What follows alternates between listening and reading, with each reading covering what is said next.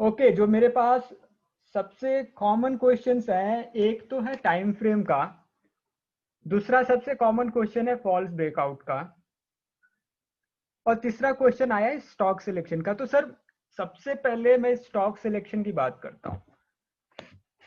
Stock selection basically ये जो strategy है, it is for stock selection only. आपकी बिल्कुल अभी बिगनिंग से भी मैं स्टार्ट करूंगा, जहां जो भी मैंने एक्सप्लेन किया मैं उसको दोबारा समराइज भी करूंगा। यस सर, आप बड़े आराम से इंडेक्स ट्रेडिंग में भी यूज कर सकते हो। आप, मैं आपको दिखा देता हूँ।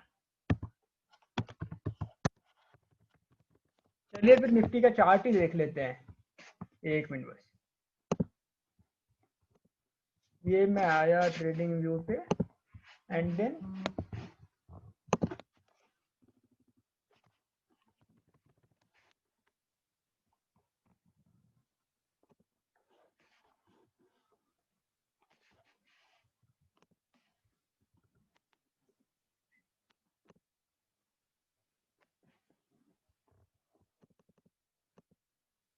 अभी तो फिलहाल गैप अप गैप डाउन मिल रहे हैं, तो मोस्टली टेक्निकल्स फेल होते हैं। स्टिल आप जब भी देख लीजिए, जब भी कैंडल 10 SMA को लीव करेगा आपको अच्छी खासी मूवमेंट मिलेगी। कभी भी लीव करे आपको, 10 SMA से कैंडल लीव करे, अच्छी खासी मूवमेंट मिलती है डायरेक्शन की। और आप आराम से डायरेक्शनल कोई भी एक ऑप्शन जो भी आपके स्ट्रेटजी के हिसाब से फिट करता हो या फ्यूचर, आप उसको ले सकते हो। स्टॉक 10 SMA के साथ साथ चल रहा है, कोई एंट्री नहीं बनती है, चॉपी मार्केट है।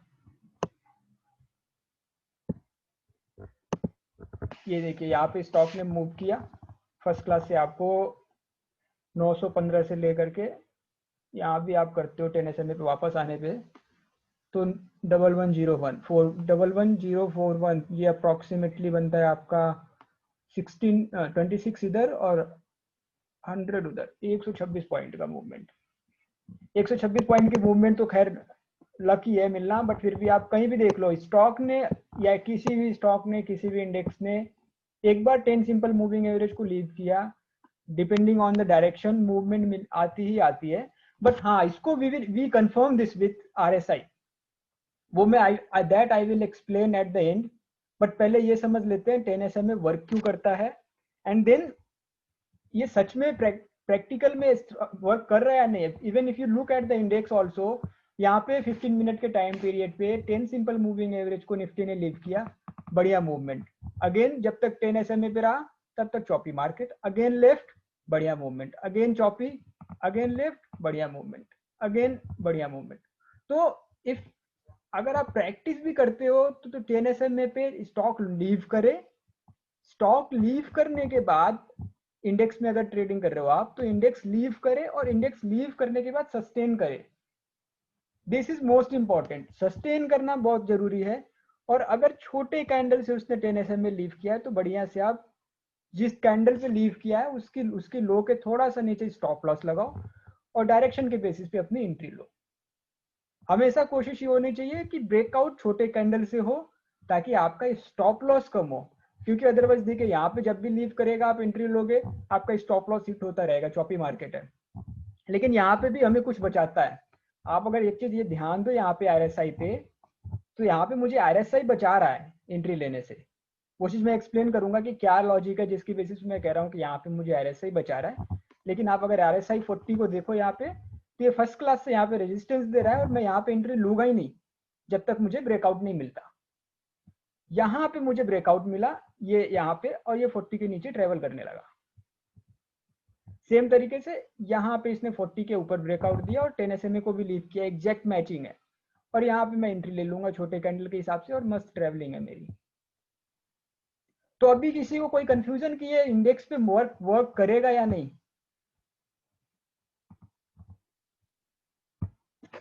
हाँ सर, कोई भी शॉर्ट टर्म मूविंग एवरेज हो, 8 SMA हो, 9 EMA हो, 10 SMA हो, EMA हो, ये सारे काम करेंगे। 5 मिनट पे भी काम करता है सर, लेकिन आपका फिर फ्लक्चुएशन बहुत ज्यादा होगा। स्विंग ट्रेडिंग भी मैं बताता हूँ सर, फेक मूवमेंट भी बताऊंगा अभी। अभी यहां तक कोई कंफ्यूजन है किसी को? सर यहां तक कोई कंफ्यूजन है? आगे के सवाल अभी ना पूछें प्लीज।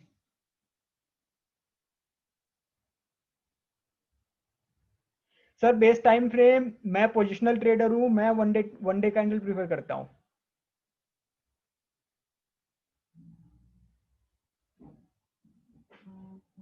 नहीं सर, 15 मिनट पे आपको क्लियर मूवमेंट मिलेगी, कोई दिक्कत नहीं है। इंट्राडे में इंट्राडे ट्रेडर की तो पोजिशनल एंट्री होती है आपकी मुश्किल से 1 घंटे 2 घंटे की।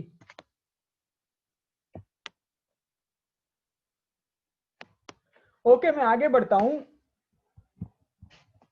आगे बढ़ते हैं और अभी एक्सेल शीट शेयर करते हैं।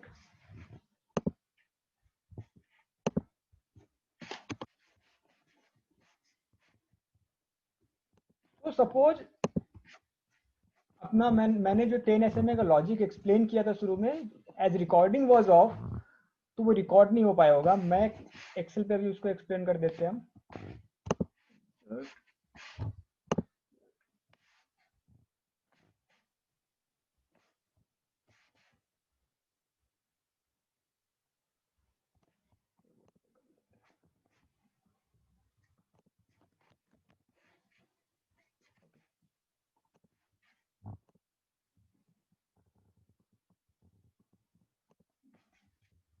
सपोज ये मेरा स्टॉक चल रहा है डिस्ट्रीब्यूशन या एक्यूमुलेशन में। उसके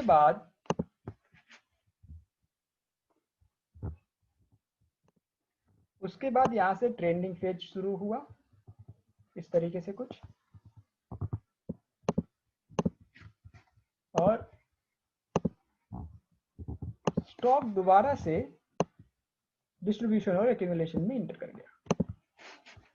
तो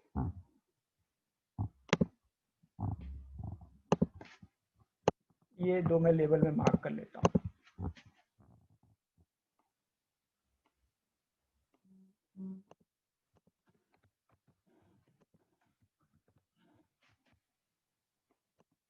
इस तरीके। अभी अगर मैं इस चीज पे ये बात करूं कि इस फेज से यहां से स्टार्टिंग से यहां तक 10 SMA कैसा दिखेगा, देन इस पॉइंट से इस पॉइंट तक 10 SMA कैसा दिखेगा, और इस पॉइंट से इस पॉइंट तक 10 SMA कैसा दिखेगा। तो हम इसको एज्यूम कर लेते हैं।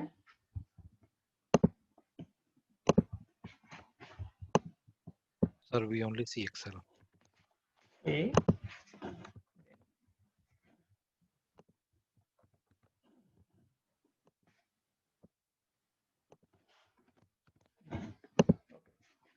तो अप टू पॉइंट ए आपका जो मूविंग एवरेज होगा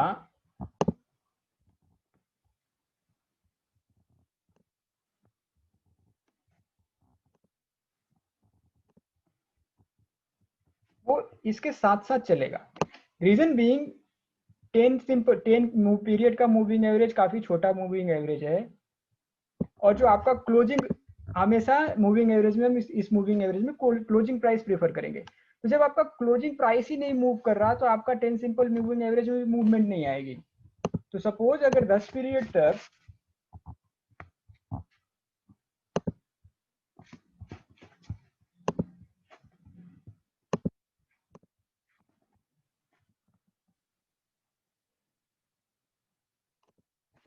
सपोज अगर 10 पीरियड तक मेरा क्लोजिंग प्राइसेस जो आ रहा है वो 100, then 110, sorry 110 is may way bigger, it is 10%, so 101, 102, then again 99, then again 101, then again maybe you can say it moved downward, 98, then 97, then maybe next day it gave me again 100. It is around, count is 8. So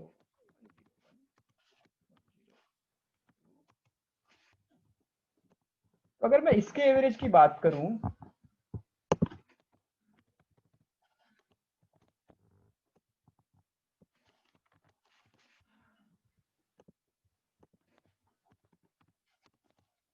तो अगर आप ये देखेंगे तो closing price और जो मेरा moving average का वैल्यू है वो सेम है।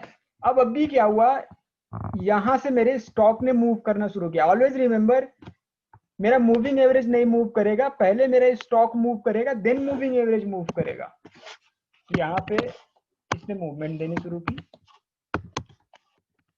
थोड़ा सा डाउन भी,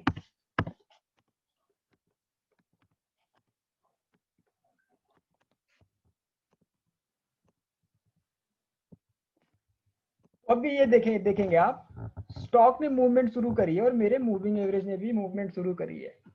और एक टाइम ऐसा आएगा कि मूविंग एवरेज का और मेरे स्टॉक के बीच के प्राइस का जो गैप है वो बढ़ता जाएगा। तो इस तरीके की जो चीज है उसको हम बोलते हैं ट्रेंडिंग स्टॉक, जहां पे आपका प्राइस हमेशा से मूविंग एवरेज के ऊपर है। तो मेरा मूविंग एवरेज यहाँ के आगे से कुछ ऐसे दिखेगा, यहां तक आया और मेरी ट्रेंड एग्जॉस्ट होने लगी। सपोज 112 के बाद मेरी ट्रेंड एग्जॉस्ट होने लगी और प्राइसेस होने लगे 111, 109, 111, 110, इस तरीके के प्राइसेस। अभी हम दोबारा से देखते हैं मेरा मूविंग एवरेज क्या होगा। मेरा मूविंग एवरेज अभी भी बढ़ रहा है, इसको और इटरेशन कर लेते हैं इस तरीके से कुछ, और वो अभी आप कह सकते हो, देखिए 113 और 110 मूविंग एवरेज धीरे धीरे मेरे स्टॉक के प्राइस के या इंडेक्स के प्राइस के नजदीक आ गया।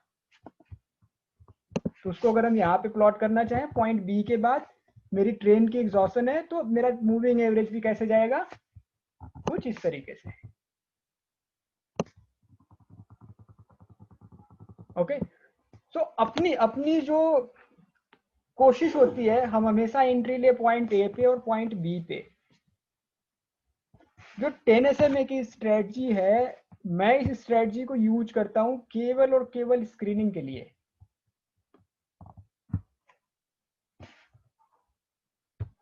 टेन SMA की स्ट्रेटजी को हम केवल और केवल स्क्रीनिंग के लिए यूज करते हैं। इसकी एंट्री और एग्जिट जो है वो टोटली डिफरेंट है, मैं भी उसको एक्सप्लेन भी करूंगा।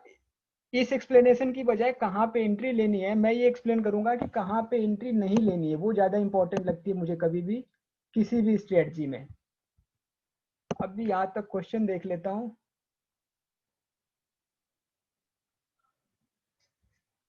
भाई कोई क्वेश्चन है यहाँ तक अभी?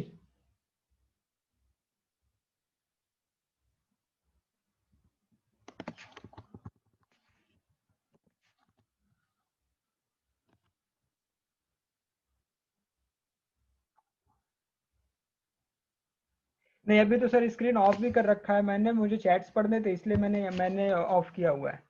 नहीं सर, स्कैल्पिंग नहीं कर सकते इससे, जो मुझे पता है।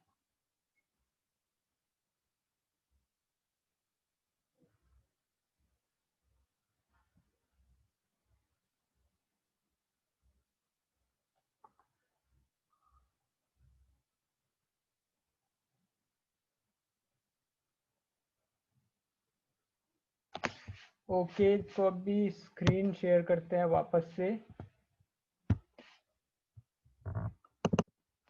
तो यहाँ तक की एक्सप्लेनेशन तो हो गई कि मेरा जब भी स्टॉक मेरे मूविंग एवरेज को छोड़ेगा, मैं इंटर करने की कोशिश करूंगा, और मेरा स्टॉक जब भी मूविंग एवरेज को टच करेगा, तो वहां पे आप चाहो तो या तो अपनी पोजीशन इंक्रीज कर लो स्टॉक के ट्रेंड के हिसाब से, या डिसाइड कर लो कि स्टॉक की आगे के क्या भी टारगेट थे उस हिसाब से अपना डिसीजन ले सकते हो आप। अब भी बात करते हैं ये मूविंग एवरेज एक्चुअल में क्यों वर्क करता है।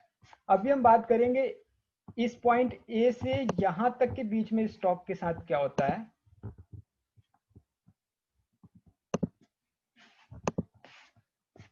अपने लिए ज्यादा इंपॉर्टेंट ये है कि स्टॉक 10 SMA पे आता क्यों है एक्चुअली, इस पॉइंट से और ए के बीच में क्या होता है, और इस बी पॉइंट से यहां के बीच में क्या होता है। तो एक काम करते हैं, सबसे पहले प्राइस एक्शन की बात कर लेते हैं। प्राइस एक्शन में हम क्या करते हैं, हम कोशिश करते हैं प्राइस एक्शन में पैटर्न्स आइडेंटिफाई करने की। तो आपको जो पैटर्न्स मिल सकते हैं कुछ इस तरीके से, एक वेज मिलेगा,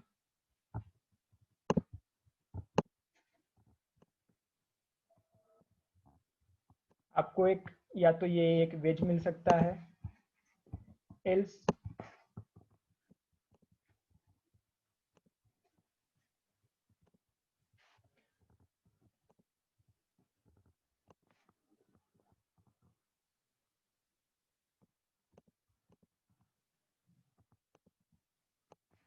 ये शेप इस तरीके का मिलेगा, या आपको फ्लैग एंड पोस्ट का फ्लैग मिल सकता है जो आपको इस शेप में दिखता है। तो अगर मैं इन सारे शेप्स की बात करूं, सपोज मुझे 10 डे के मूविंग 10 डे के कैंडल पे, सॉरी 1 डे के कैंडल पे मेरा सिंपल मूविंग एवरेज और मेरा स्टॉक का प्राइस मूव होता हुआ नहीं दिख रहा, बट स्टिल एक कोई पैटर्न बन रहा है 15 मिनट के 10 मिनट के कैंडल पे, लेकिन मेरे मार्केट में तो लगभग 3000 से ऊपर के स्टॉक है। मैं वो उन स्टॉक्स को ढूंढूं कैसे? इसमें मदद करता है हमारा 10 सिंपल मूविंग एवरेज। होता क्या है इन वेज में या इन शेप्स में, प्राइस में, कि आपका स्टॉक कुछ इस तरीके से मूव करेगा। इस शेप में क्या होगा, आपका स्टॉक ऐसे जाएगा, वापस आएगा, इस तरीके से होता रहेगा। अब सपोज ये पैटर्न बन रहा है 1 आवर के कैंडल पे। एक दिन में जो नंबर ऑफ आवर्स आते हैं वो आते हैं लगभग 9 बजे से 12 बजे तक, 3 लगभग 6 आवर्स अप्रोक्सीमेटली बोल रहा हूँ सर, 15 मिनट को इग्नोर कर दो आप प्लीज। 6 आवर्स बनेंगे डेली एक दिन में कैंडल। और यहां से यहां तक की मूवमेंट है मेरी 12 कैंडल की।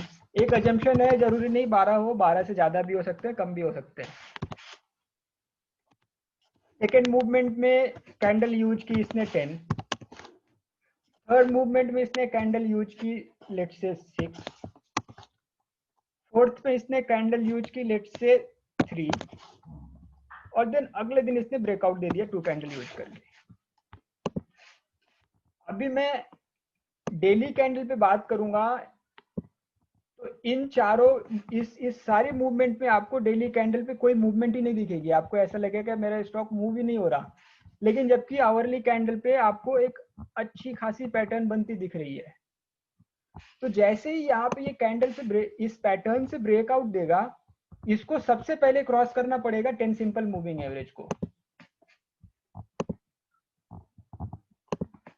सपोज ये मेरा 10 सिंपल मूविंग एवरेज है इस तरीके से कुछ, और इस सिंपल मूविंग एवरेज के अलोंग पे पैटर्न ये बन रहा है 1 आवरली कैंडल पे, और ये मेरा डे का सिंपल मूविंग एवरेज है। तो जब भी इस पैटर्न से ब्रेकआउट होगा, चाहे नीचे की डायरेक्शन में चाहे ऊपर की डायरेक्शन में, आपके कैंडल को इस सिंपल मूविंग एवरेज को छोड़ना ही पड़ेगा। It have to leave it, else it wouldn't be able to move further।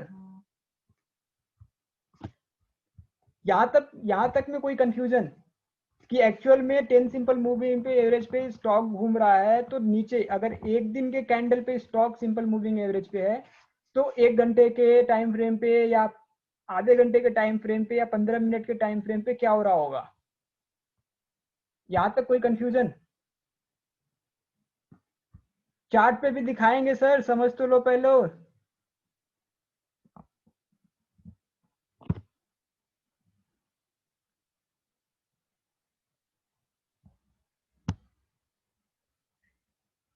Okay, अब मैं चार्ट ओपन करता हूँ, कुछ चार्ट्स ओपन करूंगा मैं, 1 मिनट बस। अब भी मैं स्क्रीनर यूज करता हूँ and then I will open the chart. बारी बारी से हम देखेंगे कि नीचे क्या पैटर्न बन रहा है और ऊपर में मेरा चार्ट एक्चुअल में कैसा दिख रहा है डेली कैंडल पे।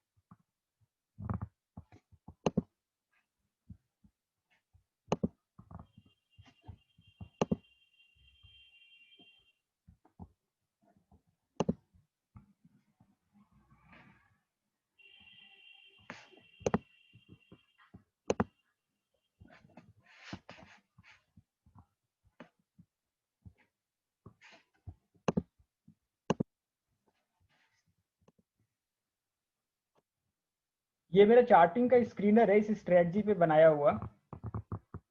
प्राइस वाइज मैंने फिल्टर कर दिया क्योंकि पर्सनली मैं 50 रुपए से नीचे के स्टॉक को टच नहीं करना चाहता। अब एक काम करते हैं, बारी बारी से इनको हम देखते हैं। वर्लपूल ही देख लेता हूँ सबसे पहले।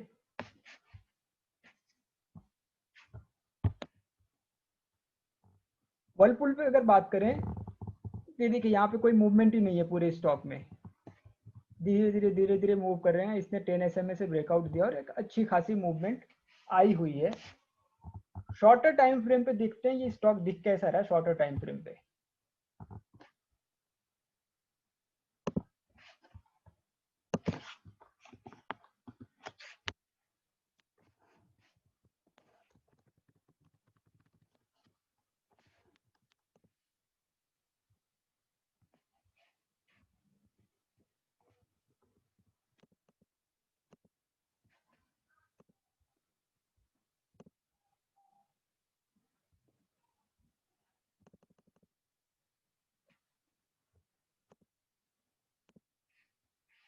आप अगर ये पूरा फेज देखो तो आराम से एक चैनल सा दिख रहा है मुझे। अब अभी मेरे ऊपर है, मैं या तो ये पूरे स्टॉक स्क्रीनिंग करूं बैठ के एक एक करके मैनुअली सारे 3000 स्टॉक्स को देखते हुए, और या तो मैं आराम से एक कोई स्क्रीनर यूज करके इसकी स्क्रीनिंग करूं। यहां से यहां तक पूरा एक चैनल चलता रहा, यहां से यहां तक एक पूरा चैनल चलता रहा, और ये ब्रेकआउट आया हुआ है अपना। तो इस तरीके से अगर आप चैनल से भी ट्रेड कर लेते तो आपकी जो एंट्री होती वो लगभग कुछ यहाँ पे होती। जबकि अगर मैं 10 सिंपल मूविंग एवरेज से एंट्री लेता हूँ तो मेरी एंट्री लगभग यहाँ आनी चाहिए 2036 के आसपास।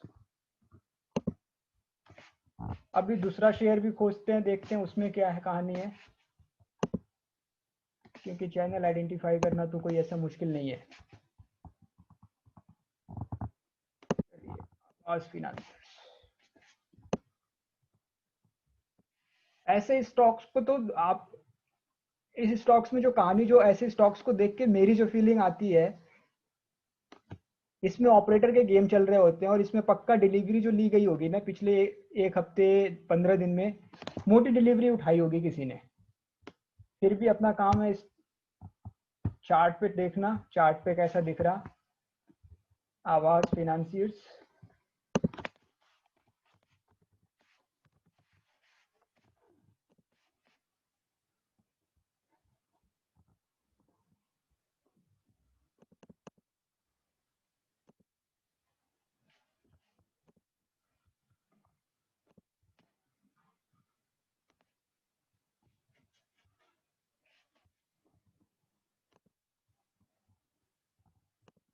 दोबारा से सर अगर आप यहाँ पे फोकस करें तो ये आपका एक प्राइस एक्शन डेवलप हो रहा यहाँ पे,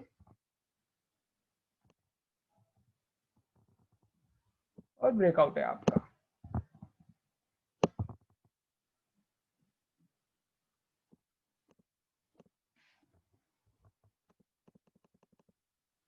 ये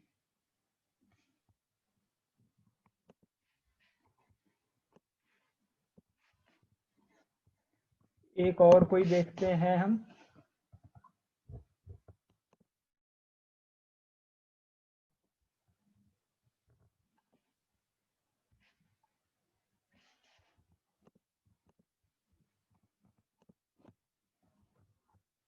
सिंफनी।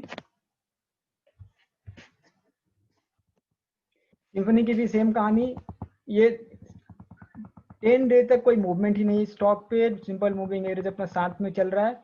और पक्का इसमें भी आप, अभी मैं दिखा भी दूंगा आवास में भी और सिंफनी में, पक्का लोगों ने डिलीवरी उठाई है पिछले 15 दिन में, आधे महीने में या एक महीने में मोटी डिलीवरी उठाई गई है लोगों के लिए, और ये आज इसने ब्रेकआउट दिया। तो ये तो सिंपल आपका फ्लैग एंड पोस्ट का पोस्ट दिख रहा है। वापस से Jubilant life science, okay Jubilant life science का चार्ट देखने लायक होगा।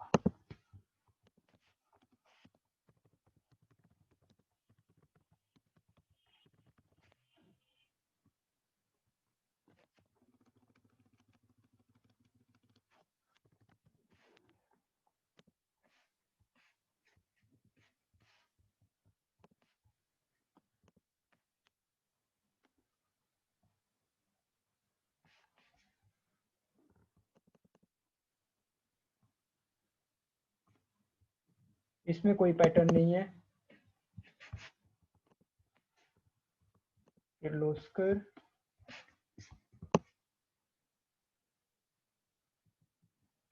में भी मैं अभी एंट्री नहीं लूंगा। RSI मेरा 59.70 है, किर्लोस्कर में कोई एंट्री नहीं है। जुबिलेंट को भी दोबारा देख लेते हैं, एंट्री बनी है नहीं बनी अभी। जुबिलेंट 60.74, अभी भी मैं अवॉइड करूंगा एंट्री। पावर मेक का चार्ट भी देखें अगर, तो आप यहीं पे देख सकते हो, यहाँ पे बढ़िया एक्यूमुलेशन हो रही है लोगों से, और ये ब्रेकआउट दिया है इसने। ब्रेकआउट आया भी आपका 50 मूविंग एवरेज के भी ऊपर और आपके 10 मूवर सिंपल मूविंग एवरेज के ऊपर भी। लेकिन पावर में भी एंट्री नहीं होगी, क्योंकि आपकी जो विक है वो काफी लंबी बनी है। तो पावर मेक में अगर आपको एंट्री लेनी भी है अगर, तो कम से कम आप यहाँ तक तो रुको। यहाँ पे भी ब्रेकआउट आ चुका है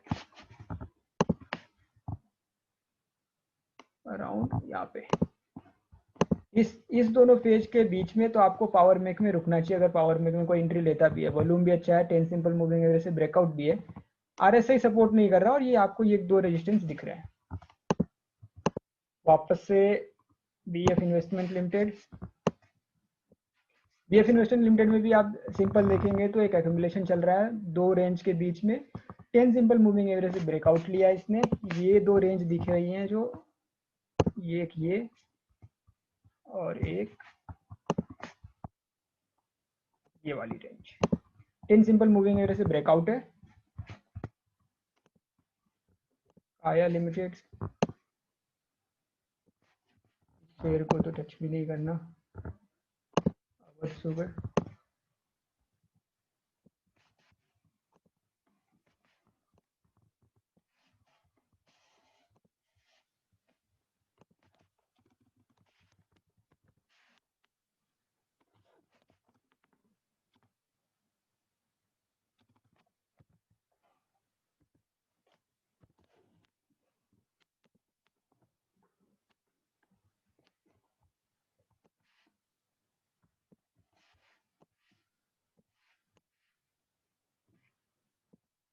अवध सुगर में भी सर, अगर मैंने बताया था कि अगर फ्लैग एंड पोस्ट भी बन रहा है तो ये स्क्रीनर आपको फ्लैग एंड पोस्ट भी खोज के दे सकता है।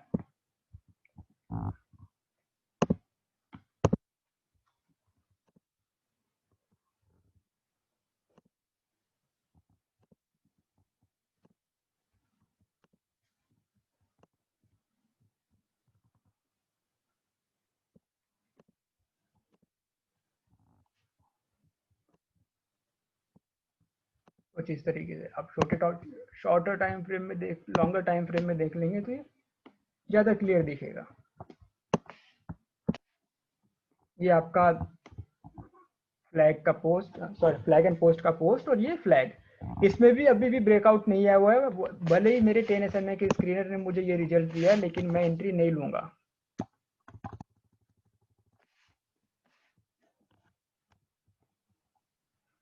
तो अभी यहाँ तक कोई क्वेश्चन आया है तो अटेंड कर लेते हैं।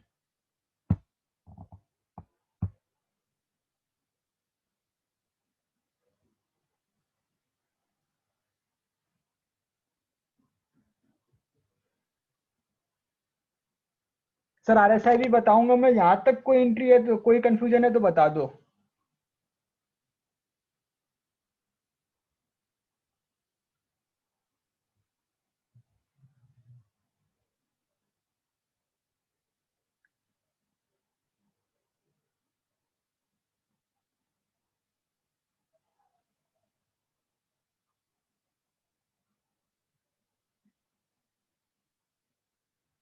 ओके, आगे बढ़ता हूँ। When to take entry and when to not to take entry. Sir screener ही दे दूंगा मैं,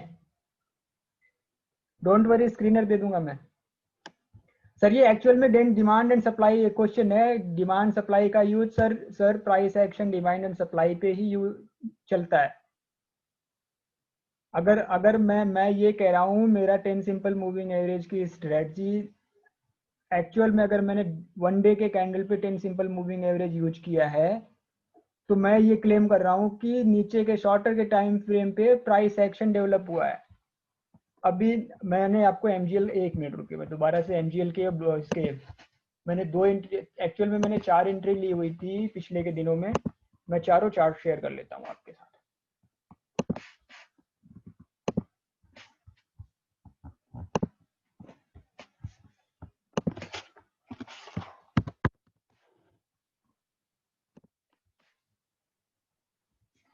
मेरा जो क्लेम है ये 15 मिनट में ये आपको अच्छा खासा ब्रेकआउट दिख रहा है। मैं इसको 1 डे पे कर देता हूँ। अभी स्क्रीन दिख रही है ना आप लोगों को?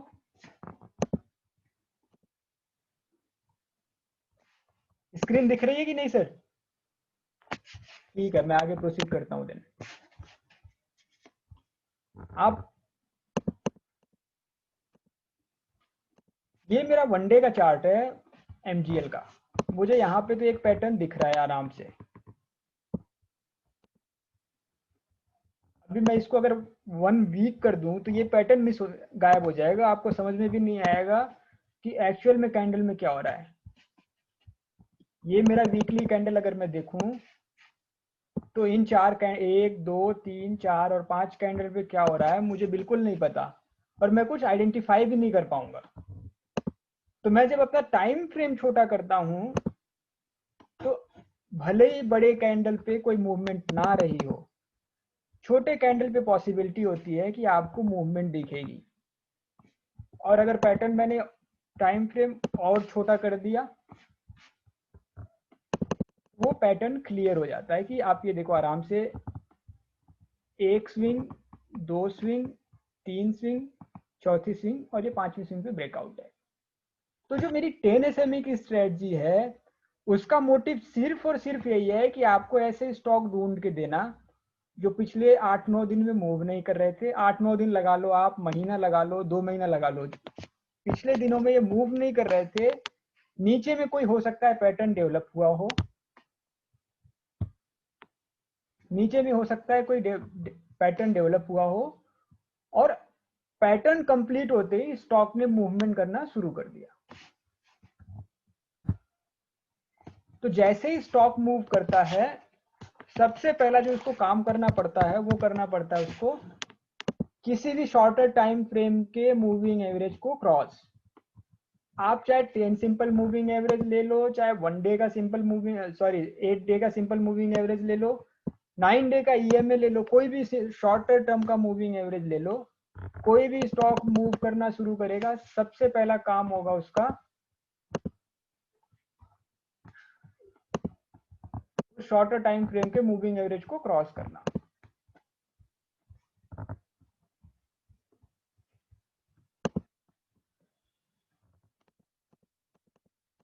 जैसे आप ये देखिए एग्जैक्टली यहाँ पे ये एक ब्रेकआउट है मेरा 10 सिंपल मूविंग एवरेज पे। पहले इसने 10 सिंपल मूविंग एवरेज को क्रॉस किया, फिर ये एक ब्रेकआउट दिया, फिर ये आगे बढ़ने लगा।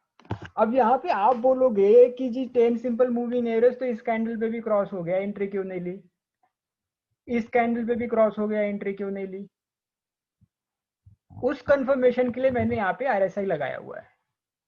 आप इस क्रॉसओवर पे और इस क्रॉसओवर पे आरएसआई का लेवल देखेंगे तो वो आपका 54 और इस क्रॉसओवर पे आपका आरएसआई का लेवल है 47।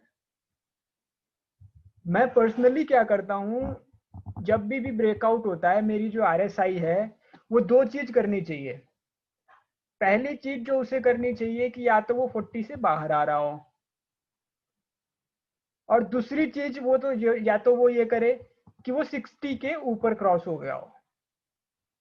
अगर 10 एसएमए को क्रॉस करते वक्त उसने ये 2 काम नहीं किए हैं, 2 काम से मेरा मतलब है कि 10 एसएमए को क्रॉस करते वक्त वो 40 के लेवल से ऊपर नहीं आया, और या तो 10 एसएमए को क्रॉस करते वक्त उसने 60 को क्रॉस नहीं किया, तो मैं एंट्री नहीं लूंगा। चांसेस हाई है कि वो फॉल्स ब्रेकआउट है। अभी कोई कंफ्यूजन किसी को कि फॉल्स ब्रेकआउट में भी क्या चांसेस है? कोई एक तरीका जिससे मैं फॉल्स ब्रेकआउट पहचान सकूं?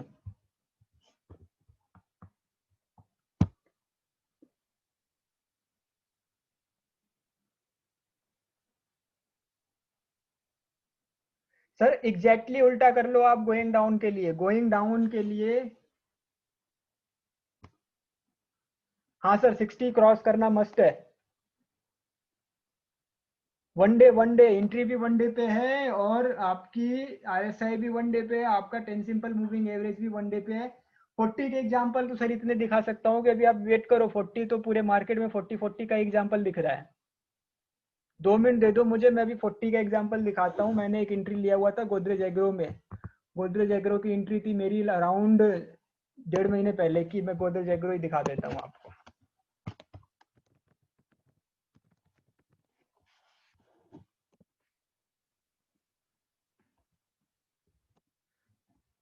सर ये देखो आप, अगर मैंने यहाँ पे ये कैंडल देखो आप, इसने 10 SMA को तो छोड़ा है लेकिन 60 RSI को नहीं छोड़ पा रहा है यहाँ पे। सॉरी, इसने तो यहाँ पे 10 SMA को भी नहीं छोड़ा और ना तो 60 RSI। 10 SMA को तो छोड़ दिया लेकिन इसकी जो RSI आ रही है वो एग्जैक्टली आ रही है 52। तो यहाँ पे भी मैं एंट्री नहीं लूंगा क्योंकि मेरी RSI 60 से ऊपर नहीं है, भले इसने 10 SMA को लीव कर दिया।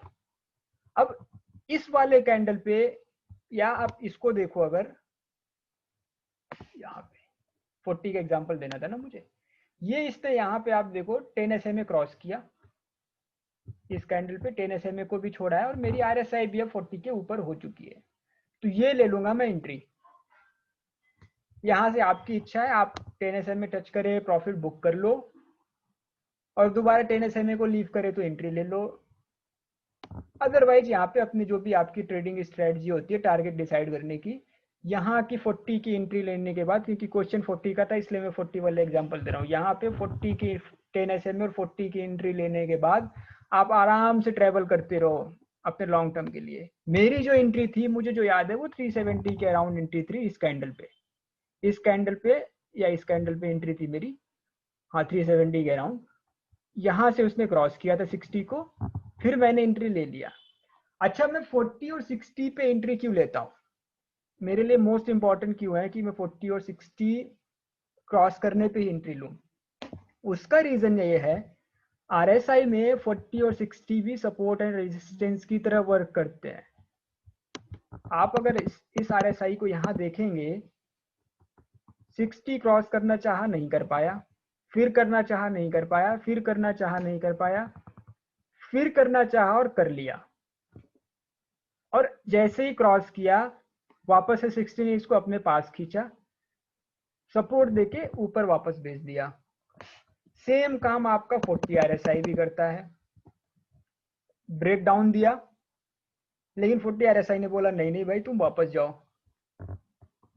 ऐसे आप यहां देखो, ब्रेकआउट दिया 40 RSI से लेकिन 40 RSI ने वापस बुलाया भाई रीचेक मी, वापस से अंदर भी आया लेकिन 40 RSI ने वापस भेज दिया।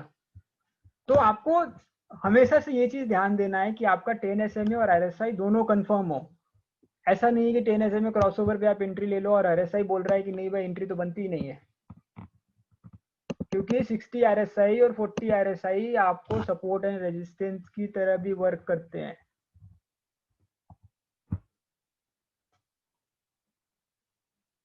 सर एग्जिट स्ट्रेटजी के लिए, टारगेट्स डिसाइड करने के लिए मैं बहुत सी चीजें यूज करता हूं, मैं अभी बारी बारी से सारे बताऊंगा।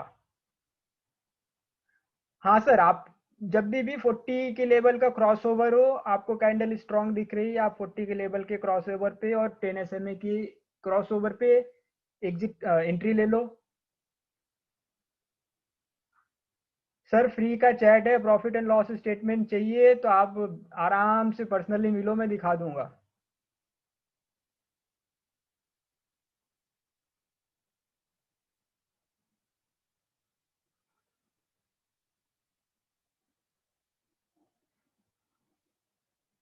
सर 1v1 नहीं, मैं पूरी ही दिखा दूंगा, मुझे कोई दिक्कत नहीं है, आप मिलो आराम से। सर मैं ऑप्शन ट्रेड नहीं करता।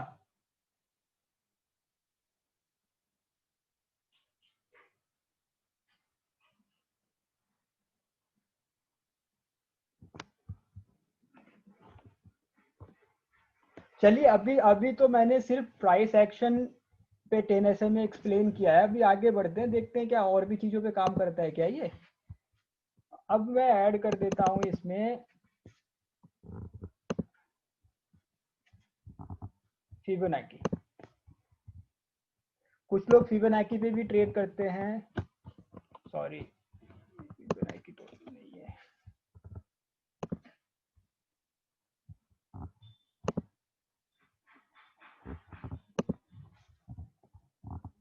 मुझसे बॉस ये मत पूछना फिबोनाची क्या होता है, क्योंकि ये कोर्स उससे रिलेटेड नहीं है। मैं बस ये दिखा रहा हूँ कि 10SM में क्या फिबोनाची आइडेंटिफाई करके भी देता है क्या आपको? सर फिबोनाची के केस में 618 का जो रेशियो है और 38 का जो रेशियो है उसको माना जाता है वन ऑफ द स्ट्रॉन्गेस्ट। मेरा स्टॉक आया, ये देखिए उसने 38 3.82 पे रेजिस्टेंस लिया और स्टॉक में मूवमेंट कम हो गई। इस बीच ये देखिए मेरा 10 SMA भी स्टॉक के साथ साथ ही चल रहा है। सेम तरीके से आप 618 पे भी देखोगे, इस लेवल पे भी मेरा 10 SMA स्टॉक के साथ साथ ही चल रहा है। तो जो मेरा 10 SMA स्ट्रेटजी डेवलप करने का जो मेरा मेन मोटिव था वो यही था कि जब भी मेरा कोई स्टॉक प्राइस एक्शन डेवलप कर रहा हो, वो फिबोनाची की वजह से रेजिस्टेंस ले रहा हो, वो पाइवट की वजह से रेजिस्टेंस ले रहा हो। पाइवट भी ऐड करके देख लेते हैं सर।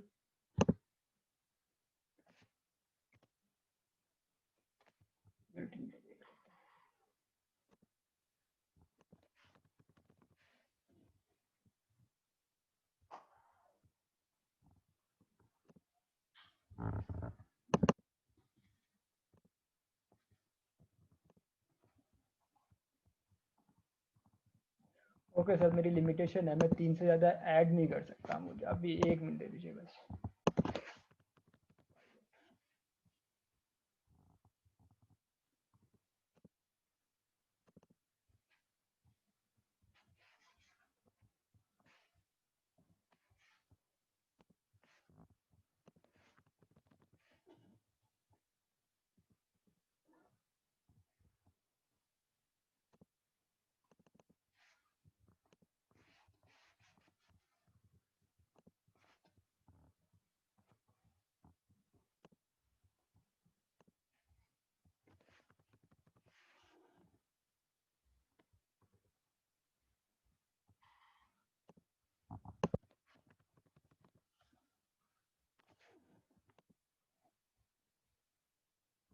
इसमें भी ढूंढना मुश्किल है और अभी इस पे मुझे पाइवट मुझे एग्जैक्टली पता नहीं। अगर किसी को पता है एग्जैक्ट नेम जिससे हम स्टैंडर्ड पाइवट अप्लाई कर सकते हैं, वो बता दो सर आप।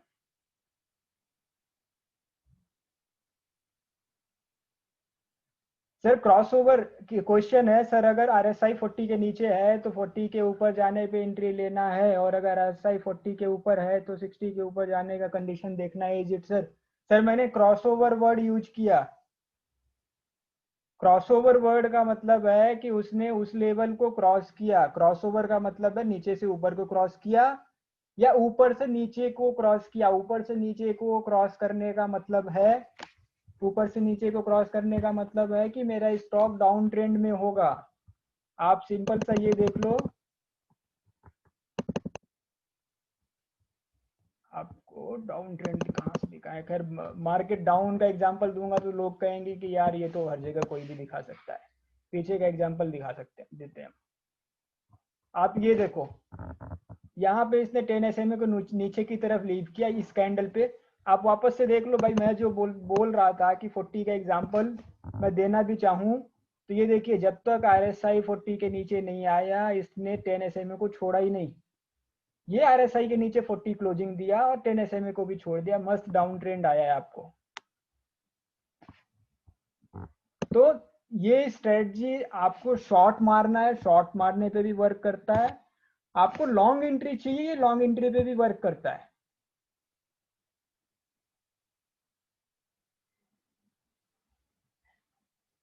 ओके, मैं स्टैंडर्ड पाइवट ऐड कर रहा हूँ।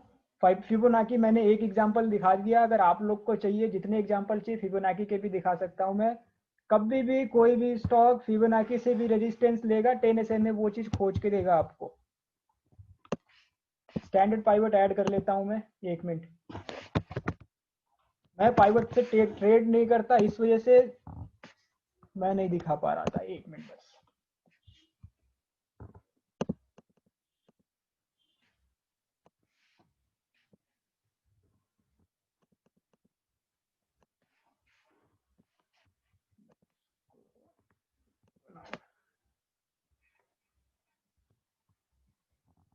अब क्वेश्चन ये था कि जी शॉर्टर टाइम फ्रेम पे भी काम करता है क्या? सर आप खुद देख लो, 1 आवर के लेवल पे मैंने पाइवट किया है, मेरा स्टॉक पाइवट से सपोर्ट या रेजिस्टेंस ले रहा है, तो मेरा 10 SMA भी उसके साथ साथ ही चल रहा है। मेरे स्टॉक ने मूव करना शुरू किया और मूवमेंट भी कहाँ पे दी है जी, RSI 60 पे मूवमेंट आई है और फर्स्ट क्लास की मूवमेंट आई है। तो मेरा 10 SMA आपको पाइवट वाले भी स्टॉक खोज के दे सकता है। आप टाइम फ्रेम चेंज करो, मैं 1 डे पे स्ट्रेटजी समझा रहा हूँ, आप टाइम फ्रेम चेंज करो, 1 आवर करो, 30 मिनट करो, 5 मिनट करो, 15 मिनट करो, ये स्ट्रेटजी आपको हर टाइम फ्रेम पे वर्क करती है। बस ये है कि आपके माइंड में आपको ये क्लियर होना चाहिए कि आपको करना क्या है, आपको इंट्राडे करना है, आपको लॉन्ग पोजीशन लेनी है, शॉर्ट कितने देर के लिए आपको स्टॉक को होल्ड करना है, आपका टाइम फ्रेम उस पर डिपेंड करेगा। और अगर किसी को भी लगता है इस स्ट्रेटजी में कोई कमी है, तो सर आप सिंपल सा कोई भी स्टॉक का नाम दे दो, मैं खोज के दिखा देता हूँ इस पे वर्क कर रहा है या नहीं।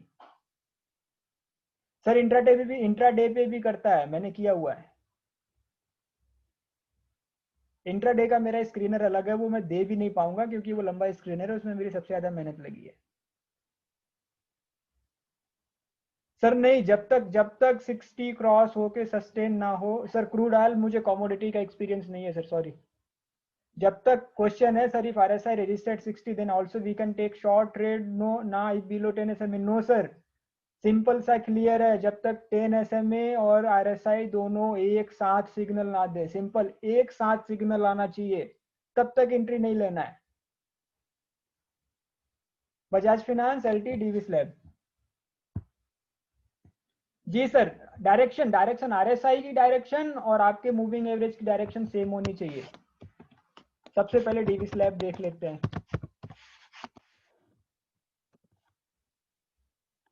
सर पाइवट रिमूव कर रहा हूं मैं, पहले तो मुझे देख के भी कुछ नहीं समझ में आ रहा है और मुझे वो यूज भी करना नहीं आता। मैंने तो मुझे सिर्फ इतना पता है पाइवट वर्क ऐसे सपोर्ट एंड रेजिस्टेंस, इसलिए मैंने दिखा दिया कि जब भी स्टॉक पाइवट के पास भी होगा 10 SMA आपको खोज के दे देगा।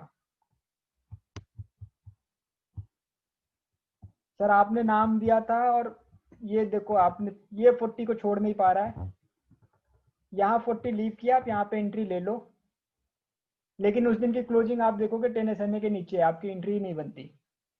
यहाँ पे एंट्री बनी है आपकी इस कैंडल पे, क्योंकि उस दिन की क्लोजिंग 10 SMA के ऊपर है। ये एक पॉइंट भी ऊपर क्लोज होता है तो मेरा स्कैनर मुझे अलर्ट देता है। इस कैंडल पे इंटर लूंगा मैं, और जहां पे मेरा स्टॉप लॉस होता है, जो मेरी ट्रेडिंग स्ट्रेटजी रहती है, यहाँ कहीं मेरा स्टॉप लॉस होता।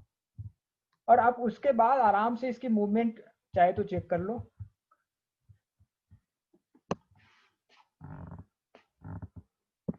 वापस से ये यहाँ पे मूवमेंट 10 SMA को लीव वाली जो स्ट्रेटजी है हमारी, वापस से यहाँ पे यहाँ पे आप देखो 10 SMA को क्रॉस तो किया, लेकिन RSI बोल रहा है कि एंट्री नहीं लेनी। यहाँ पे रेड कैंडल है, आप रेड कैंडल पे चाहो तो एंट्री ले भी लो क्योंकि RSI के ऊपर ओपन हुआ है, सॉरी 10 SMA के ऊपर है। लेकिन अगर मैं एक्चुअल देखा जाए तो मेरी जो कंडीशन होती है वो होती है क्रॉसओवर की। क्रॉसओवर की मतलब नीचे से ऊपर या ऊपर से नीचे क्रॉस करे, तो मेरी तो इस कैंडल पे भी नहीं बनेगी एंट्री क्योंकि क्रॉसओवर नहीं है। तो डीवी स्लैब की ये वाली मूव मेरे स्कैनर में मिस हो जाती अगर एक्चुअली मैं एक्सेप्ट करूँ तो, लेकिन नहीं मिस होती। रीजन बीइंग आप ये वाली एंट्री देख सकते हो, मेरी एंट्री जो होती यहाँ न होने की बजाय यहाँ होती, इस पॉइंट पे। मेरा जो RSI है उसने 40 को क्रॉस किया है और मेरे कैंडल ने 10 SMA को क्रॉस किया है, तो मेरी एंट्री यहाँ या यहाँ ना होके मैंने एंट्री ले ली होती थी यहाँ पे ऑलरेडी। और मेरा एक क्लेम और है कि मेरा जो इस स्ट्रेटजी में स्टॉप लॉस बहुत छोटा आता है सर, 2208, और लॉजिकली कोई भी टेक्निकल ट्रेडर यहाँ पे स्टॉप लॉस लगाता है 2080 का। इतना छोटा स्टॉप लॉस तो सर पोजिशनल एंट्री में भी कोई दिक्कत नहीं होगी किसी को भी, इतना छोटा स्टॉप लॉस तो इंट्राडे में भी खोजना मुश्किल होता है। तो आप डीवी स्लैब की आपको ये वाली एक मूवमेंट मिलती और आपको एक ये वाली मूवमेंट मिलती, ये वाली मूवमेंट नहीं मिलती, रीजन बीइंग RSI ऊपर है, लेकिन आपकी एंट्री यहाँ पे हो चुकी होती पहले ही। तो आप अगर पीडीएफ भी देखोगे सर, तो जो बात लिखी हुई है ना कि catch them as they move, वो सच है सर। गैप डाउन तो कोई भी टेक्निकल इंडिकेटर एक्सप्लेन नहीं कर पाएगा। एक इंडिकेटर है गोपाल कृष्णन नाम से, गैप डाउन केवल वही एक्सप्लेन कर सकता है। इस नाम से एक इंडिकेटर है गैप डाउन, वही एक्सप्लेन करता है। गैप डाउन तो बाकी इस स्ट्रेटजी में नहीं पकड़ में आएगा।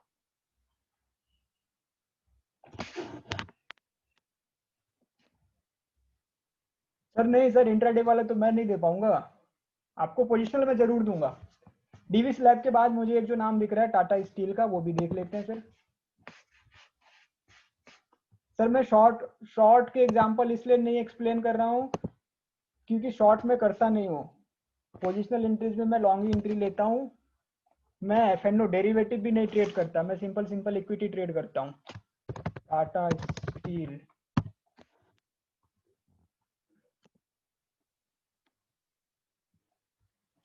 तो टाटा स्टील में आपको एक एंट्री, ये वाली एंट्री तो है नहीं, आरएसआई ये एंट्री आ रही है 10 का क्रॉसओवर और 60 का क्रॉसओवर आपको इस कैंडल पे मिल रहा है, आराम से आप एंट्री ले सकते हो। और उसके बाद आप अपने डिसीजन के हिसाब से भी आप बाकी की जो भी स्ट्रेटजी है जिस पे मैं डिसाइड करता हूँ मेरा टारगेट क्या होना चाहिए, उसके हिसाब से आप ट्रेवल करते रहो स्टॉक के साथ। तो सर ऐसा कुछ नहीं है। ये 10 SMA और RSI के जो कॉम्बिनेशन है, इसका सिंपल ये है कि ये आपको स्टॉक खोज के देंगे, एंट्री और एग्जिट आपके डिसीजन पे होता है। सर इंट्राडे का तो मैंने आपको निफ्टी पे ही समझा दिया, वापस से समझा देता हूँ।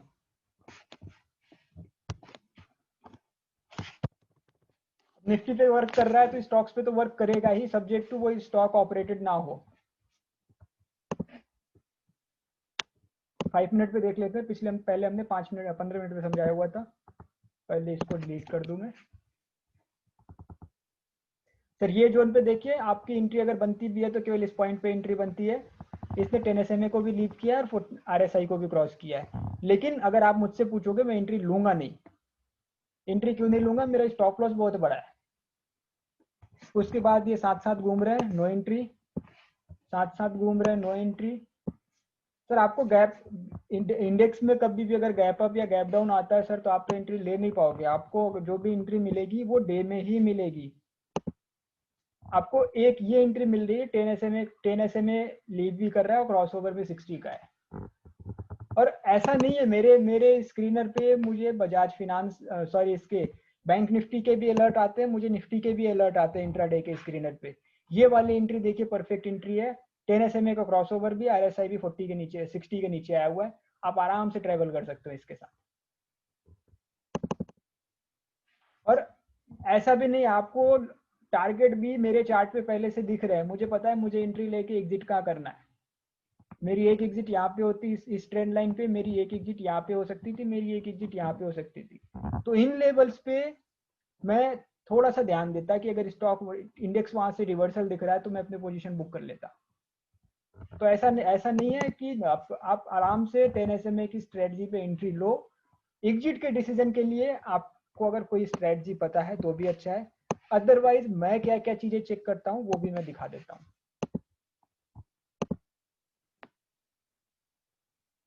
सर मैं पैसे के लिए तो सर कुछ कर ही नहीं रहा, नहीं तो ये स्ट्रेटजी तो आपको दिखी भी पहली बार होगी। क्वेश्चन है सर इंट्राडे स्क्रीनर का चार्ज क्या है? सर नहीं है सर, वो चार्ज के लिए है ही नहीं।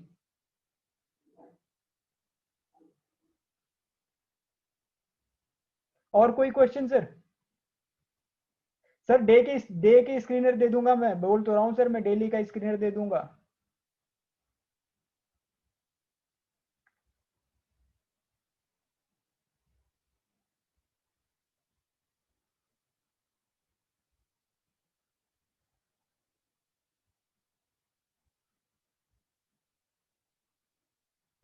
आरती आरती इंडस्ट्रीज, चलो सर आरती भी देख लेते हैं, सेम कहानी मिलेगी सर। मैंने आज तक अलग कहानी देखी नहीं इस स्ट्रेटजी में। सिंपल सा लॉजिक है सर, 10 SMA खुद में कुछ नहीं करता। 10 SMA आपको स्टॉक खोज के तभी देता है जब उसमें अंदर में कुछ हो रहा हो। अंदर में कुछ हो रहा हो मतलब आपका स्टॉक पाइवट पे हो, आपका स्टॉक फीबो लेवल पे हो, आपका स्टॉक आप ये लगा लो प्राइस एक्शन डेवलप हो रहा हो उसमें। 10 SMA सिंपल सी बात है, जब भी आपका कोई स्टॉक सपोर्ट या रेजिस्टेंस छोड़ रहा होता है तो 10 SMA आपको बता देता है जी इस स्टॉक में किसी न किसी तरीके का सपोर्ट एंड रेजिस्टेंस अभी क्रॉस किया है। अदरवाइज ये कुछ नहीं बताता उसके अलावा। तो ये कहना जी ये स्ट्रेटजी ऐसी है कि जी आपको प्रॉफिट ही प्रॉफिट देगी, तो ऐसा कुछ नहीं है। ये स्ट्रेटजी का काम है आपको ऐसे स्टॉक खोज के देना जिसने अभी सपोर्ट या रेजिस्टेंस क्रॉस करने की कोशिश की है। सर आरती में भी आपको सेम कहानी मिलेगी सर। आप ये जब तक 10 SMA के साथ साथ था, ये 10 SMA को लीव किया और मेरा RSI 60 को भी क्रॉस किया। यहाँ पे भी सेम कहानी है, यहाँ पे भी आपको सेम कहानी मिलेगी। आप शॉर्ट भी मारना चाहो, ये शॉर्ट की जो एंट्री होगी इस कैंडल पे होगी, 10 SMA का क्रॉसओवर और RSI ने 60 का लेवल भी छोड़ दिया। सर बहुत से क्वेश्चंस जो आ रहे हैं वो ये है कि सर 60 क्रॉस करना चाहिए, 40 क्रॉस करना चाहिए। सर ऑप्शंस में काम करता है, मैंने इंडेक्स समझा दिया आपको कि निफ्टी भी फॉलो करता है इसको, निफ्टी भी फॉलो करता है सर। तो ऑप्शन में आप आराम से अगर आप इंडेक्स के ऑप्शन ट्रेड करते हो तो कर सकते हो, बट आपको मनी मैनेजमेंट फॉलो करना पड़ेगा। आपको ऑप्शन करना भी है, मैं एडवाइज नहीं करता लेकिन आपको ऑप्शन करना भी है। मनी मैनेजमेंट फॉलो करो सर। मनी मैनेजमेंट के साथ साथ आपको सबसे पहले ये पता होना चाहिए ऑप्शन स्ट्राइक कौन सी लेनी है। तो ये चीजें क्लियर होनी चाहिए सर। मैं अभी 40 क्रॉसओवर और 60 क्रॉसओवर और 10 SMA सब समझा देता हूं, लेकिन इस बार चार्ट पे नहीं समझाऊंगा। इस बार मैं माइक्रोसॉफ्ट पेंट पे जाता हूं, या तो फिर मैं आपको MS वर्ड पे समझा देता हूं प्लॉट करके। एक मिनट बस, स्क्रीन चेंज कर लेने दीजिए मुझे।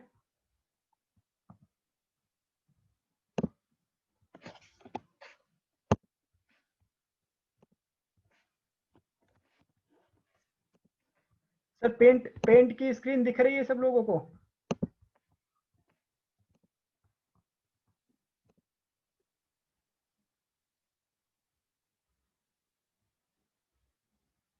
ठीक है, बस 1 मिनट दीजिए सर। अभी एग्जिट की और एंट्री पे अभी आप रुक जाइए सर। एंट्री और एग्जिट में मुझे बहुत सी चीजें समझानी है अभी। पहले आप ये तो समझ लो 10 SMA और RSI का कॉम्बिनेशन और 10 SMA वर्क क्यों करता है। एंट्री एग्जिट भी दिखाऊंगा मैं भी, रुक जाओ सर आप।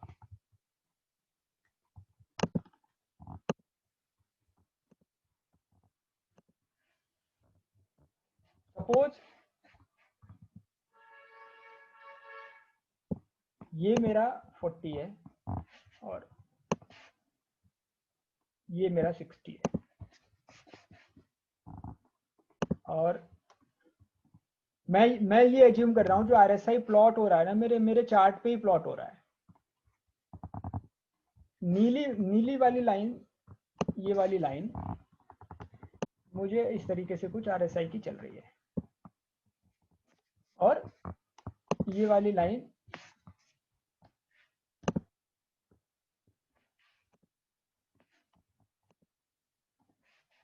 ये नीली लाइन मैंने RSI की बताई थी, और ये मेरी लाइन चल रही है मूविंग एवरेज की। कलर चेंज कर लेता हूँ मैं। ये इस तरीके से कुछ चल रहा है मेरा मूविंग एवरेज। तो सबसे पहली जो बात होनी चाहिए सर, अगर आपको किसी भी चार्ट को देखना है ना तो आप उसको ओपन करो। आपको कैंडल नहीं समझ में आता, आपको कुछ नहीं समझ में आता, आप सबसे पहले मूविंग एवरेज की डायरेक्शन देखो। ये मेरी अगर मूविंग एवरेज की डायरेक्शन है, आप RSI की डायरेक्शन देखो। आपको RSI और मूविंग एवरेज की डायरेक्शन सेम दिखनी चाहिए। अगर सेम नहीं है तो उस चार्ट में कोई ना कोई झोल है।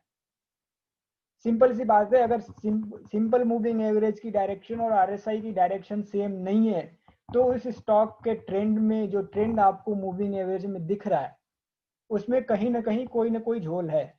अदरवाइज आपको RSI में भी सेम चीज दिखनी चाहिए। आप कोई भी चार्ट देख लेना, RSI डाइवर्जेंस कन्वर्जेंस जो स्ट्रेटजी यूज करते हैं लोग, वो भी यही बात कहती है कि जी आपकी जो ट्रेंड लाइन की डायरेक्शन है और RSI की डायरेक्शन वो सेम दिखनी चाहिए। ऐसा नहीं कि ट्रेंड लाइन बोल रहा है जी स्टॉक अपवर्ड है और RSI बोल रहा है नहीं जी स्टॉक डाउनवर्ड है।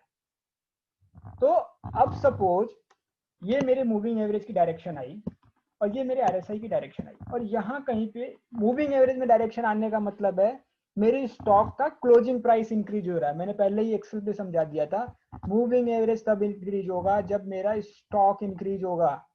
तो मेरे स्टॉक ने यहाँ कहीं आके मूविंग एवरेज को छोड़ दिया, तो ठीक उसी पॉइंट पे मेरा आरएसआई भी या तो 60 को क्रॉस करे या तो 40 को क्रॉस करे, मेरी एंट्री तभी बनेगी। अगर ये चीज नहीं मीट हो रही कि 40 का क्रॉस ओवर 60 का क्रॉस ओवर नहीं है और मूविंग एवरेज को छोड़ दिया, तो याद रखिए जो लॉजिक मैंने समझाया है सिंपल सा कि ट्रेंड लाइन की डायरेक्शन, सॉरी मूविंग एवरेज की डायरेक्शन और आरएसआई की डायरेक्शन सेम होनी चाहिए, वो चीज यहाँ पे इनवैलिडेट होती है। इनवैलिडेट से मेरा मतलब है कि स्टॉक ने मूविंग एवरेज को छोड़ दिया लेकिन आरएसआई का ट्रेंड नहीं दिख रहा वहां पे 60 और 40 का। तो असल में क्या हो रहा होता है कि लोग कॉन्फिडेंट नहीं होते इस ब्रेकआउट पे। तो आप ऐसे अगर एंट्री लोगे कि आरएसआई मैच नहीं किया और 10 SMA लीड पे एंट्री ले ली, तो जी आपका स्टॉप लॉस हिट होना ही होना है।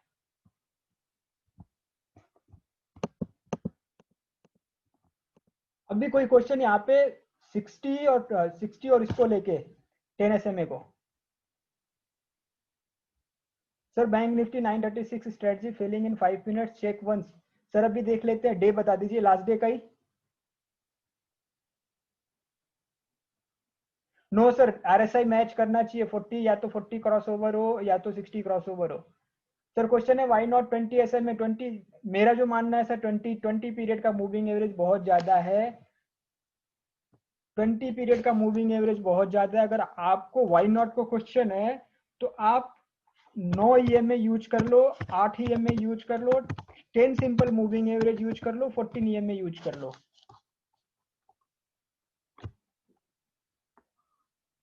सर मेरे स्क्रीनर में वॉल्यूम मैंने ऑलरेडी इंक्लूड किया हुआ है।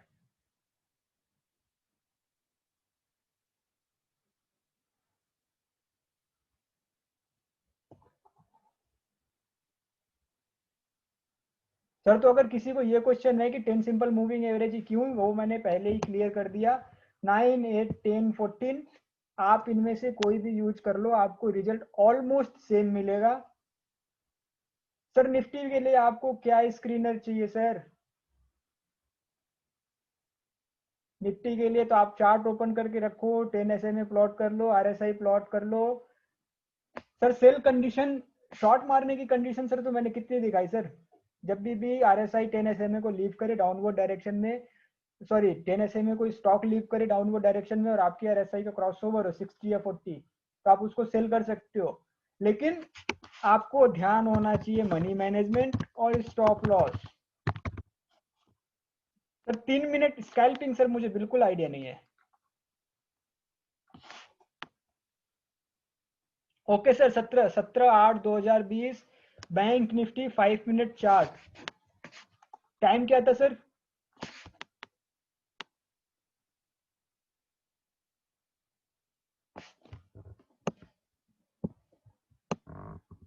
सर 936 कैसे बनेगा सर? 935 का कैंडल बनेगा। फिर भी देख लेते हैं, 17/8 बैंक निफ्टी 936।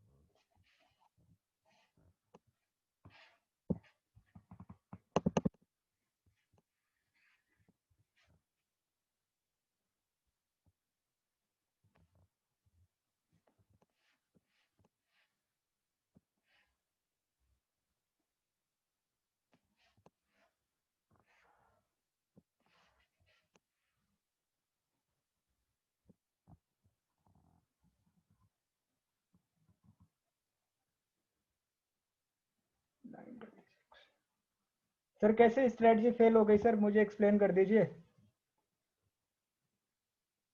ये वाली कैंडल है मेरी 915 की, ये वाली कैंडल है मेरी 920, 930 और 935। RSI ने आराम से 40 को क्रॉस किया और आपको बढ़िया सी मूवमेंट भी मिली है। अब स्ट्रेटजी कैसे फेल हो गई सर?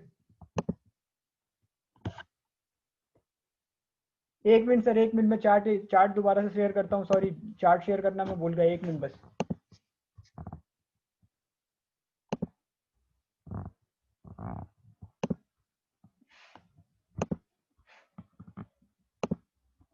मेरे चार्टिंग सॉरी इस पे ट्रेडिंग व्यू पे टाइम जोन अलग है। ये मेरी 17 तारीख की पहली कैंडल है जो बनेगी 9:15 पे। ये कैंडल बनेगी 9:20 पे। ये कैंडल बनेगी 9:25 पे तीसरी वाली। ये चौथी कैंडल बनेगी 9:30 पर। और ये मेरी कैंडल है 9:36 वाली जो आप क्लेम कर रहे हो। यहाँ पे मेरे स्टॉक ने जब भी 10 SMA को लीव किया और RSI ने भी 40 को क्रॉस किया, तो स्ट्रेटजी फेल कैसे हो रही है सर?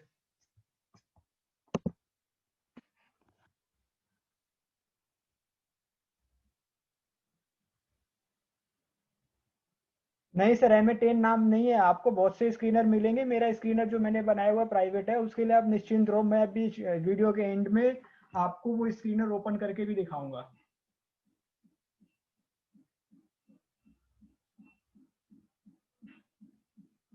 सर मैंने 935 पे ही एंट्री ली है। या तो फिर मेरी आप जो क्लेम कर रहे हो 935, अगर मैंने यहाँ पे इस कैंडल पे एंट्री भी ली है 10 SMA के क्रॉसओवर पे और RSI 40 का क्रॉसओवर, तो मेरा स्टॉप लॉस कैसे हिट होगा या स्ट्रेटजी फेल कहाँ हुई वो बता दो मुझे।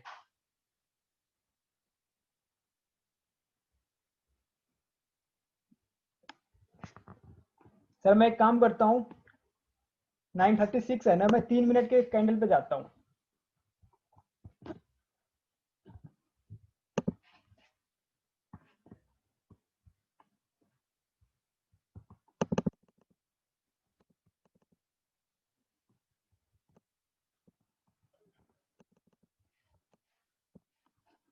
जो लोग स्कैल्पिंग स्कैल्पिंग पूछ रहे थे सर, वो भी देख लो आप। 3 मिनट का कैंडल स्कैल्पिंग के लिए बहुत अच्छा है, लेकिन फिर आपको कंट्रोल होना चाहिए स्कैल्पर की तरह। सर ये वाला कैंडल मेरा बनेगा 9:18, 9:21, 9:24, 9:27, 9:30 और 9:33। आपको कितनी मूवमेंट चाहिए सर RSI 60 के क्रॉस ओवर के बाद?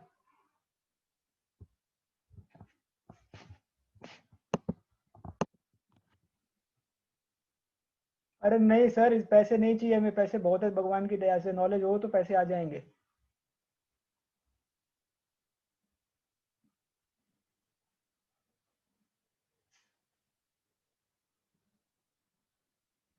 चलो सर, जिसको जिसको अभी कोई क्वेश्चन नहीं है तो मैं स्क्रीनर शेयर कर देता हूँ फिर।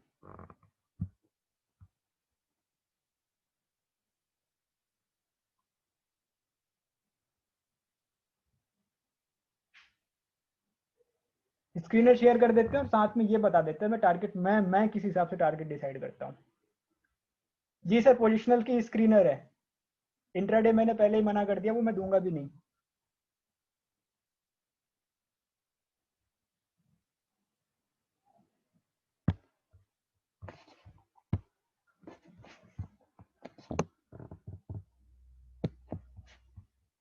स्क्रीन दिख रही है सर?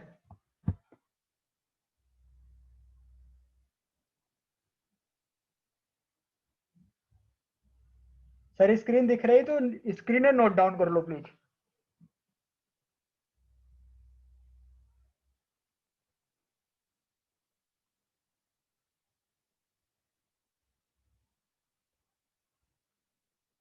दूसरी बात, अगर आप खोजना भी चाहोगे तो ये स्क्रीनर प्राइवेट है, मिलेगी नहीं। आपको लॉजिक चाहिए, वो लॉजिक आप लिख लो चाहो तो।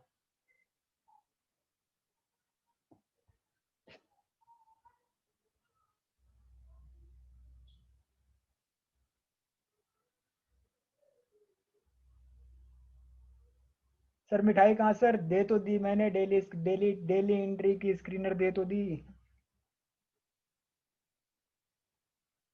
चलो सर, अब स्क्रीनर बंद। अब जो सबसे इम्पोर्टेंट चीज देखनी है कि भैया गलत एंट्री से बचे कैसे, गलत एंट्री से बचे कैसे और अपना टारगेट क्या सेट करें।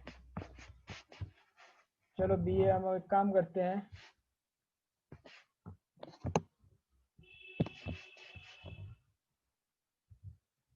एक तो सर मैंने अभी पावर मैक में ही बताया था आपको। सर देखो, कभी भी आपको कोई भी स्ट्रेटजी हो, किसी भी तरीके की स्ट्रेटजी हो, आपकी जो हमेशा एंट्री होनी चाहिए वो प्राइस एक्शन और कैंडल के लॉजिक के हिसाब से होनी चाहिए। अगर मुझे साफ साफ दिख रहा है कि जी इस कैंडल का विक बहुत बड़ा है, कैंडल का विक बड़ा तो बड़ा है, मेरी एंट्री के बाद यहाँ पे मुझे एक रेजिस्टेंस मिल रहा, यहाँ पे मुझे दूसरा रेजिस्टेंस मिल रहा, तो मैं इसमें एंट्री क्यों लूंगा? आराम से इसको आप इस वाले रेजिस्टेंस लेवल को क्रॉस होने दो या इस वाले रेजिस्टेंस लेवल को क्रॉस होने दो। हमेशा ध्यान रखिए, एंट्री लेने के बाद आपको मूवमेंट की डायरेक्शन होनी चाहिए, मूवमेंट अवेलेबल होना चाहिए आपके स्टॉक में अगर एंट्री लेनी है। मूवमेंट अवेलेबल नहीं है और सामने रेजिस्टेंस दिख रहा और फिर भी आप एंट्री लेके बैठ जाओ, बोलो स्ट्रेटजी काम नहीं कर रही, तो उस पर तो सर कोई हेल्प नहीं कर पाएगा।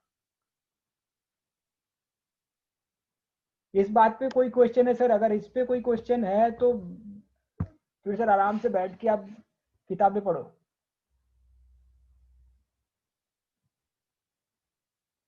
आपको कभी भी आपको अलर्ट, आपने अगर अलर्ट लगा रखा है, आपके स्क्रीनर ने रिजल्ट दिया हुआ है, सबसे पहला काम है चार्ट ओपन करना है, ये देखना है कि वहां से सपोर्ट अगर मैं देखूं तो मेरा सपोर्ट भी एक अच्छा खासा सपोर्ट है यहाँ पे, तो अगर मैं एंट्री लूंगा भी तो इसको स्टॉप लॉस लगा दूंगा मैं, मेरा रिस्क कम हो।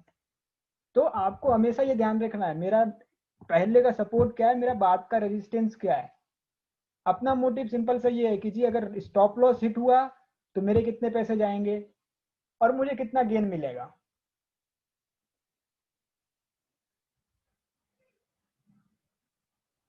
सर आप कॉल करो या पुट करो कोई फर्क नहीं पड़ता, आपको मनी मैनेजमेंट फॉलो करना पड़ेगा अगर आप ऑप्शन के लिए इतने इंटरेस्टेड हो तो। नहीं सर, एसएमए और ईएमए में इस स्ट्रेटजी में कोई फर्क नहीं आएगा, आपको टाइम पीरियड चेंज करना पड़ेगा। सब पे करता है सर, सब पे करता है। आप करेंसी बोल रहे हो, करेंसी भी चाहो तो देख लो। मैं आपको जो मुझे सबसे अच्छी करेंसी लगती है वो लगती है एयूडी और यूएसडी की। अच्छी क्यों लगती है आज वो भी बता दूंगा, बस 2 मिनट दे दो। जितने जितने भी लोग करेंसी ट्रेडिंग वाले हैं, अगर आपको अगर करेंसी ट्रेडिंग करनी भी है, सबसे फेयर करेंसी है एयूडी और यूएसडी की। फेयर से मेरा मतलब है कि जो मार्केट फॉलो करती है।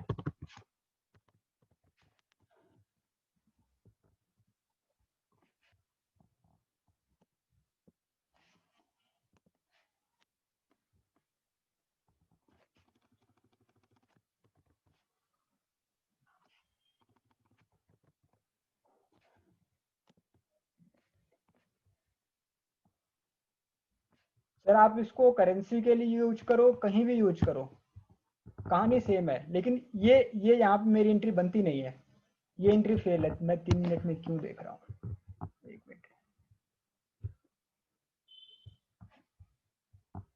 ये मेरी एक एंट्री यहाँ पे बनती है, मेरा स्टॉप लॉस हिट होगा ही नहीं यहाँ पे भी। अगर मैं एंट्री लेता हूँ स्टॉप लॉस नहीं हिट होगा, चॉपी मार्केट है, चॉपी मार्केट है, ये वाली एंट्री मेरी मिस हो जाएगी।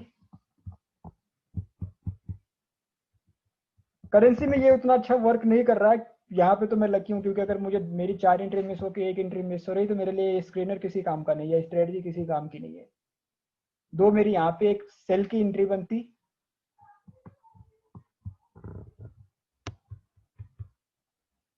करेंसी पे ये वर्क तो कर रहा है सर, बट आपकी एंट्रीज मिस हो रही है। मैं इसको बैक टेस्ट करके देखूंगा मुझे क्या मूविंग एवरेज का पीरियड देखना चाहिए। 10, 8, 9, 10, 14 simple moving average, EMA with RSI, बस ये फाइनल हो गया राइट। जी सर, आप इनमें से कोई भी रख सकते हो।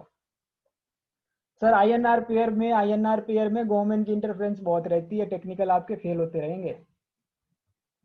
आप अगर यूएसडी आईएनआर फ्यूचर की बात कर रहे हो तो मुझे उस पर कुछ कमेंट नहीं करना। मैंने एयूडी यूएसडी का नाम इसलिए लिया, उसका रीजन है, आप अगर चार्ट देखोगे ना भी एयूडी यूएसडी का, परफेक्ट जैसा मार्केट का चार्ट है वैसा एक करेंसी का चार्ट है। आपको किसी भी करेंसी में ऐसा चार्ट मिले ना, आपको मार्केट की नॉलेज है, आप आराम से वो करेंसी भी ट्रेड कर सकते हो। आप कहीं की भी मार्केट उठा के देख लो, आपको सेम चार्ट मिलेगा मार्केट का भी।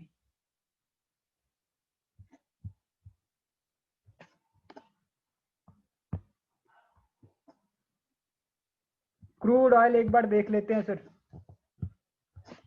अभी एग्जिट बताना रह गया है सर।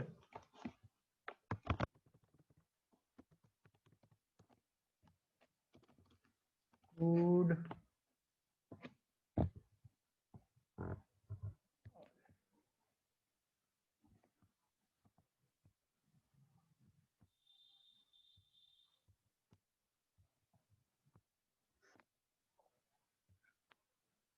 क्रूड भी फॉलो हो रहा है सर।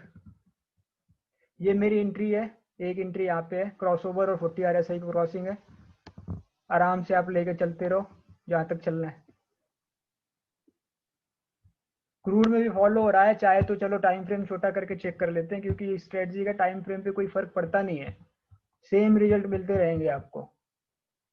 बस फर्क जो पड़ता है वो इस चीज पे पड़ता है कि जी आप अपनी इंटरफेरेंस कितनी लगा रहे हो। स्ट्रेटजी कुछ और बोल रही हो, आप एंट्री लेके बैठ जा रहे हो। ये देखो आप क्रॉसओवर है और 60 का भी क्रॉसओवर है, तो आपकी सेल की भी एंट्री बनती है।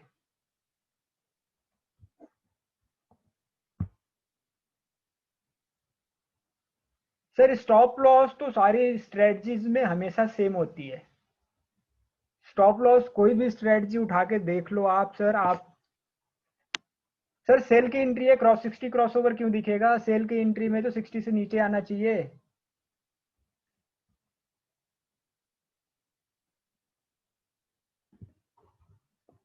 बॉस वीडियो रिकॉर्डेड है, हम दोबारा अवेलेबल करा देंगे आपको। RSI पे कुछ कंफ्यूजन है, आपको यहाँ RSI पे इस एंट्री पे कुछ कंफ्यूजन है। ये आप ध्यान से देखो, ये 10 सिंपल मूविंग एवरेज का क्रॉसओवर बिल्कुल भी नहीं है।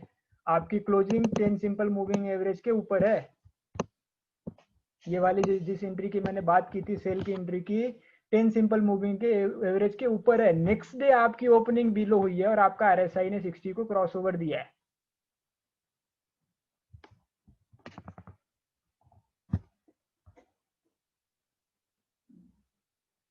सर स्टॉप लॉस सिंपल सा है। चलिए मैंने ये क्रूड की जो एंट्री बताई, मैं उसी का स्टॉप लॉस दिखा देता हूं। ये मेरा क्रॉसओवर है, मुझे ये 2-3 विक्स दिख रहे हैं बगल में, और एक ये वाला रेजिस्टेंस जोन दिख रहा है मुझे।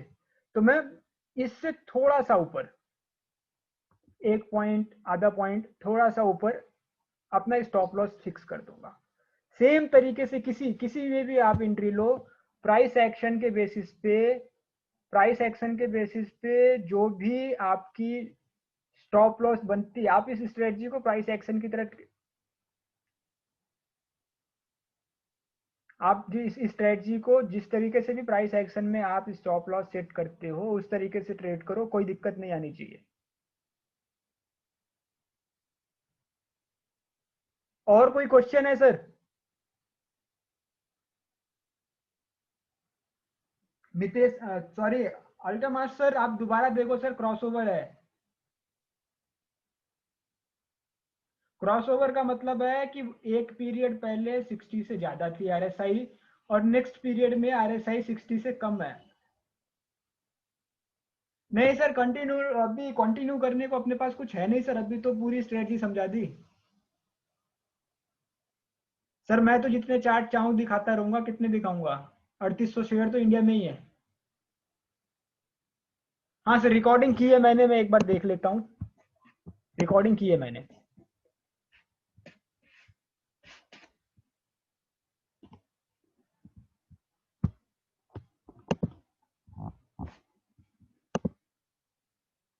रिकॉर्डिंग हो रही है सर, कोई डाउट नहीं है उसमें।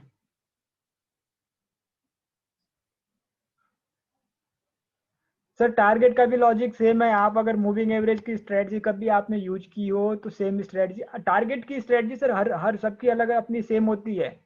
आप फीबो से ट्रेड करते हो, आप फीबो फीबो की टारगेट रख लो। आप मूविंग एवरेज से ट्रेड करते हो, मूविंग एवरेज की टारगेट रख लो। आप सपोर्ट एंड रेजिस्टेंस, मैंने आपको निफ्टी का चार्ट दिखाया तब ऑलरेडी उस पर 3 सपोर्ट एंड रेजिस्टेंस मार्क थे। तो मैंने एंट्री भले 10 SMA की स्ट्रेटजी से ली, लेकिन मेरा टारगेट मैंने फिक्स किया हुआ था सपोर्ट एंड रेजिस्टेंस के हिसाब से। सर हमें तो कांटेक्ट ना करो, भगवान की दया से तो हम खुश हैं। जब भी हमें कुछ बताना होगा हम सेम तरीके से कुछ रिक्वेस्ट करके वेबिनार ले लेंगे। Okay sir, I am ending the session, thank you very much. और सर अगर जिसको भी चाहिए, आपको लगता है कि आपको प्रॉफिट एंड लॉस स्टेटमेंट की जरूरत है, सच में उससे आपका कोई फायदा है, तो कभी भी मिल लेना सर, एड्रेस भेज दूंगा मैं, सामने बैठ के प्रॉफिट एंड लॉस कैलकुलेट कर लेंगे हम। चाहिए होगा तो साथ के साथ एंट्री और एग्जिट भी देख लेंगे। सर इंट्राडे तो मैंने साफ मना कर दिया, मैं नहीं दूंगा। डेली का मैंने बोल दिया कि ये स्ट्रेटजी है, आपको स्क्रीन पे डिस्प्ले भी कर दी। Okay sir, thank you. Sir Nifty की दिखाई सर मैंने। जी सर, डायरेक्ट है, इंट्राडे की स्क्रीनर मैं नहीं दूंगा, डेली का मैं दे सकता था, वो मैंने दे दिया है। Thank you very much.